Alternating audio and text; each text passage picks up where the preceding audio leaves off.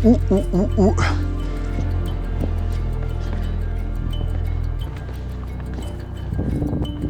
das ganze Stück im Rückblick. Schaut mal, wie das ausschaut. So, der Wahnsinn. Daumen hoch. Genau, Daumen hoch. Servus und herzlich willkommen bei dem neuen Video. Heute unterwegs mit Christoph und dem Frank. Was? Wie der Kaster nach der Hitzewelle geht und ob man den überhaupt noch machen kann. Das wird Spaß. Seht ihr in dem Video. Viel Spaß.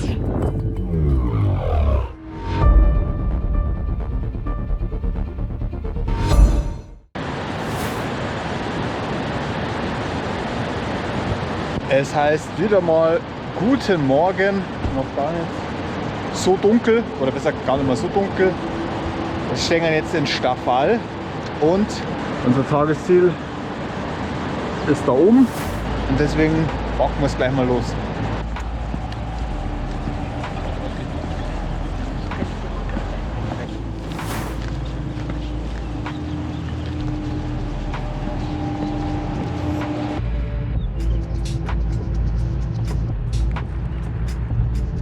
Oh, dann geht es mal ganz entspannt per Sessellift erstmal hoch.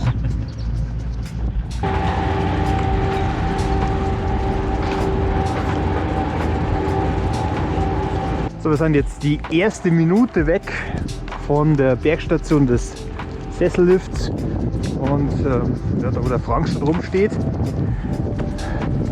geht es jetzt dann weiter in Wanderei.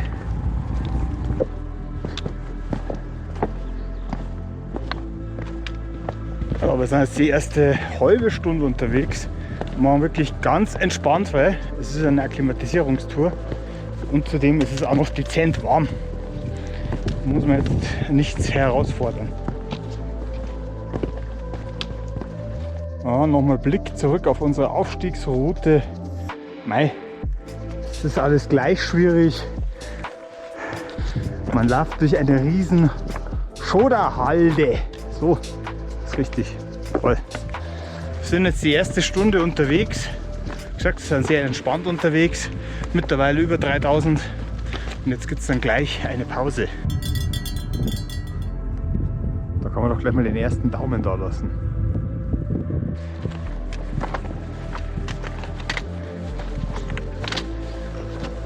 So schaut es dann weiter oben aus. Also Gehgelände da. Das ist jetzt nichts hier. Die große Krux.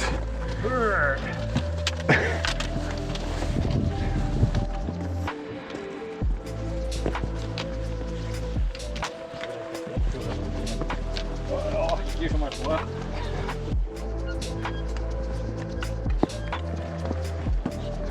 Und dann im unteren, das heißt kurz vor der Hütte, hat man dann ein paar Seile.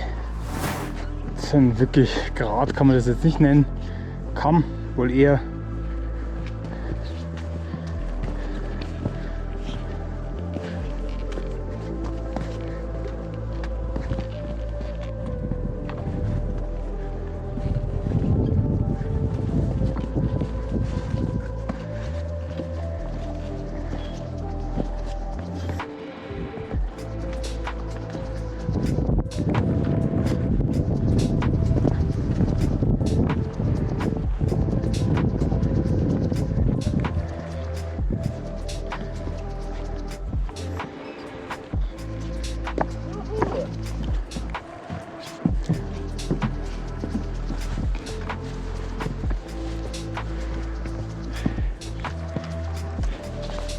nach dem kleinen Gratstück ging es dann rechts vorbei. Und man sieht ja schon, wo die blauen Seile hochziehen, da müssen wir uns jetzt auch hochschnaufen. Ein Spaß. Oh, Blick zurück. Und so schaut es vor uns aus. Ja, nach 2 Stunden 25 haben wir dann das erste Tagesziel geschafft. Die Hütte mit ordentlich Schnauferei. Aber genau deswegen geht man so Touren, dass man sich an die Höhe gewöhnt und sauber akklimatisiert.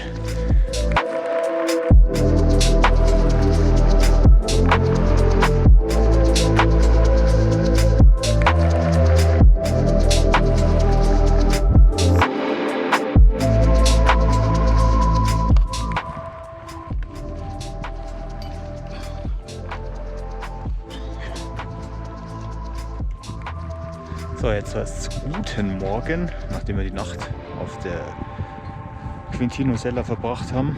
Schläft man halt entsprechend. Geht es jetzt los Richtung Castor. Man muss sagen, die Bedingungen sind wirklich beschissen. Das zerhagelt uns gerade die ganzen Pläne. Es war viel zu warm und es ist brutal, wie die Gletscher hier ausschauen. Aber das seht ihr dann gleich nachher. Und jetzt warte ich eigentlich noch auf den Rest. Wetter ist auch eher 50-50, aber es sind lediglich 600, also ein bisschen mehr als 600 Höhenmeter. Und ist jetzt unsere erste Akklimatisierungstour, deswegen passt das ganz gut. So, Oakseil sind wir. Jetzt kann es losgehen. So schaut es aus. Traffic ist auch schon jede Menge da. Und ja, Tagesziel da oben. Schaut auf der Kamera heller aus, als es eigentlich ist. Und los geht's. Wie man schon sieht, ist hier schon alles um die Uhrzeit weich. Hat in der Nacht nicht unter 10 Grad gehabt. Also das kann man sowas von vergessen hier alles. Und da vorne, ich zeig's gleich, ist auch alles schon abgeappert. Das ist der Zustand. Das Ende Juni.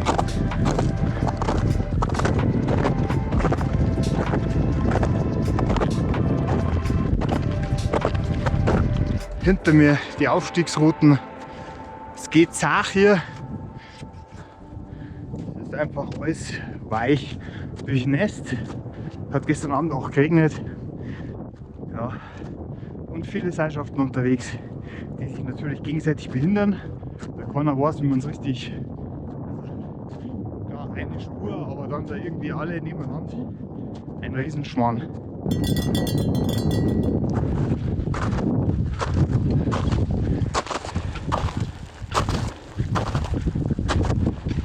Ja, nach dem ersten steilen Aufschwung ist jetzt wieder kurz ein bisschen flacher. Schon ein Wahnsinns Sonnenaufgang gerade. Jetzt haben wir uns wieder ein bisschen abgesetzt vom Rest.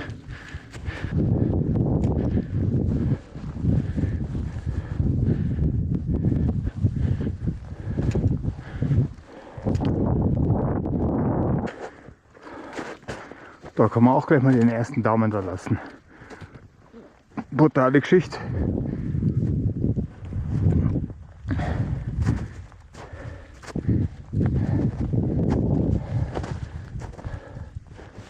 So schaut das Ganze dann da aus, mitten im Pulk, mittendrin statt nur dabei.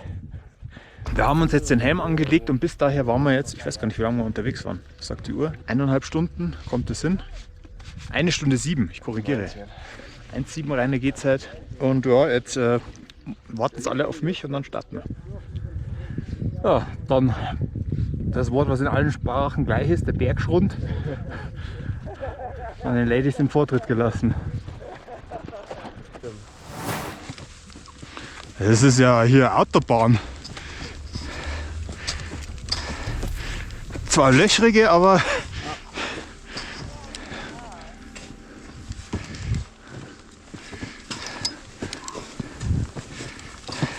schöne Treppen reinhauen.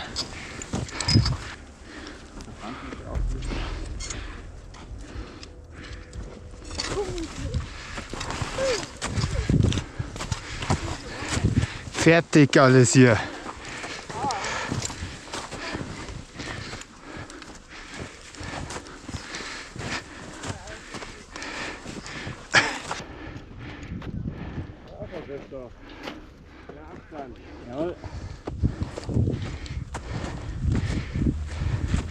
Geschimpft.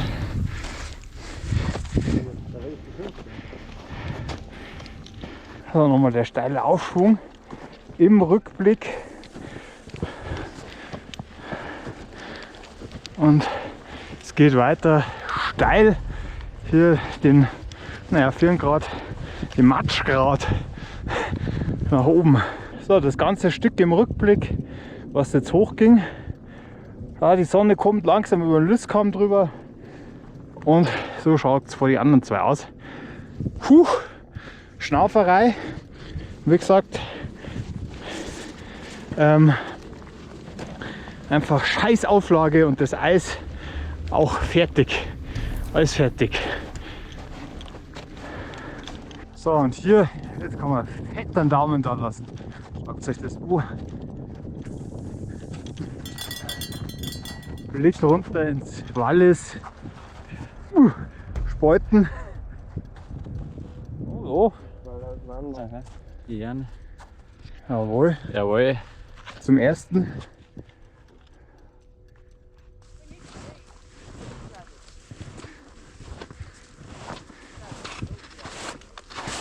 Bis zum Felihorn, was man da hinten oben sieht, waren wir 1 Stunde 39 unterwegs.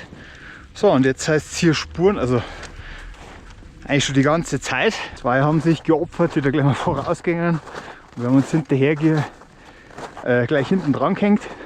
Im Endeffekt geht es da auf. Ja, bocken wir's.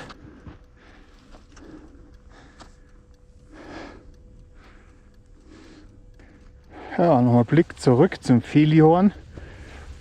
Und ja, jetzt finaler Gipfelanstieg. So schaut es vor uns aus. Ist trotzdem alles nasses Pulver. Ja, zu warm.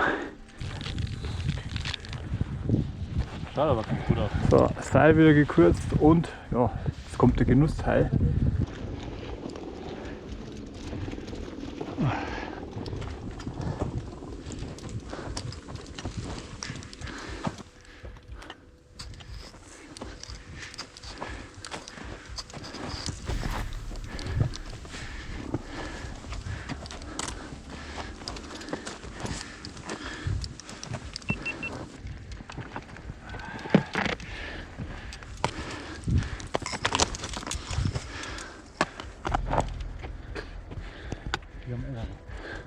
Ja, Hillary Step, Queuing.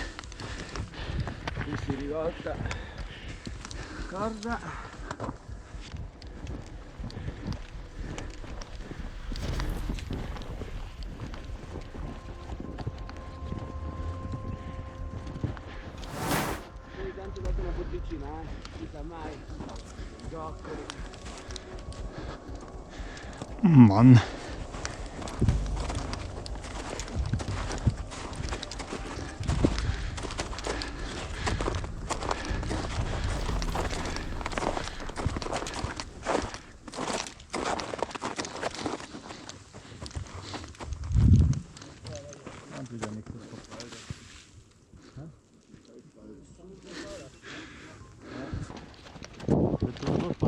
Zurück zu eiern.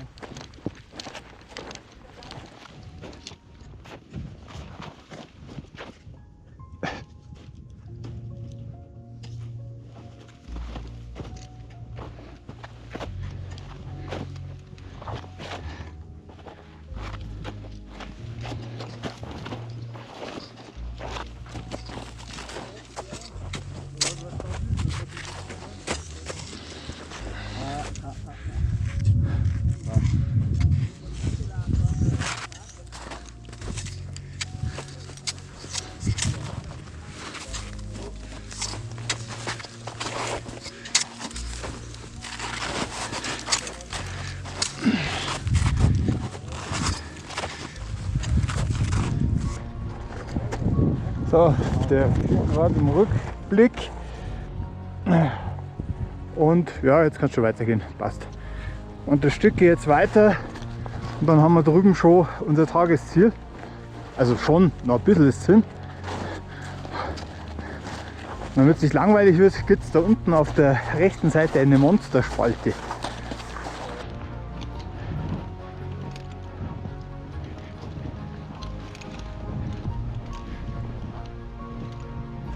Also das sieht noch alles sehr solide hier aus.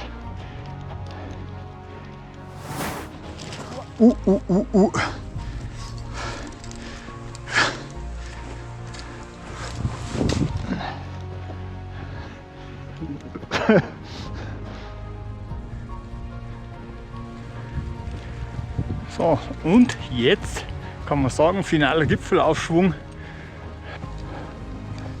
So schaut das da vorne aus. Da wird umeinander gespurt.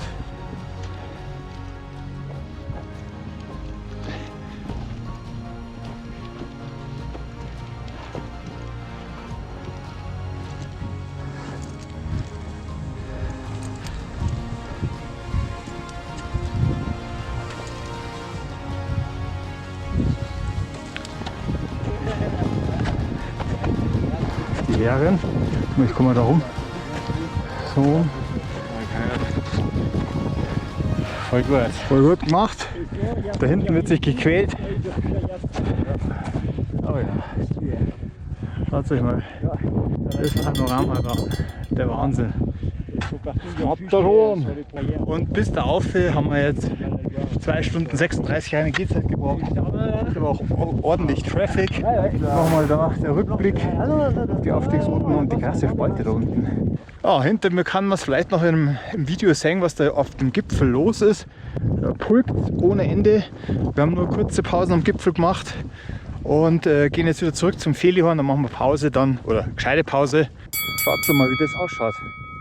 So, der Wahnsinn. Genau, Daumen hoch. Also, da waren ja eh schon jetzt mindestens 10 Daumen oben. Und wie gesagt, für das, was gerade hier außenrum so abgeht mit der Hitzewelle, eine recht gute Option mit semi-guten Bedingungen. Auch hier wieder, oh, es liegt, es rutscht alles weg.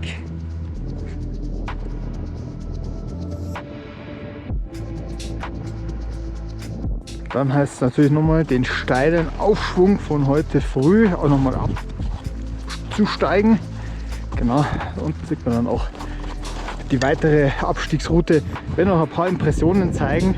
Nächster Zwischenstopp ist dann die Hütte und von da aus geht es dann gleich weiter Richtung Lift heute. Da nochmal die ganze Steilstufen im Rückblick, die es jetzt runterging. Ja, mei, das ist halt alles immer nasser oder poppiger. Genau, nächster Halt ist dann die Hütten. So schaut es aus. Das geht doch noch irgendwie. Ja, klar. Das macht die dann automatisch, haltet die ab, oder wie? Ja, da vorne kann man schon sehen, die Hütte, das nächste Zwischenziel. Und auch was man ganz deutlich sieht, ist dann einfach, dass der Gletscher unten brutal abgeappert ist. Wie gesagt, die Tour sind wir gegangen am 28.06., also Ende Juni, eigentlich zum Auftakt der Hochtourensaison. Das ist ja wirklich ganz bitter, dass das alles so fertig ist.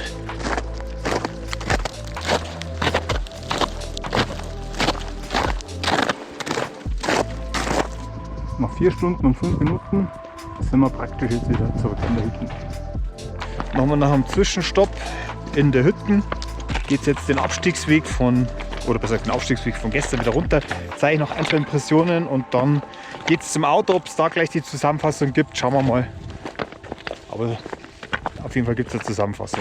Ja, und das ist halt hier gerade das allgemeine Thema, dass ab mittags die Gewitter kommen und es zuzieht. Schaut noch okay aus, aber allzu lang. Castor sieht man schon immer. Ach ja. Eine kleine Brücke gebaut.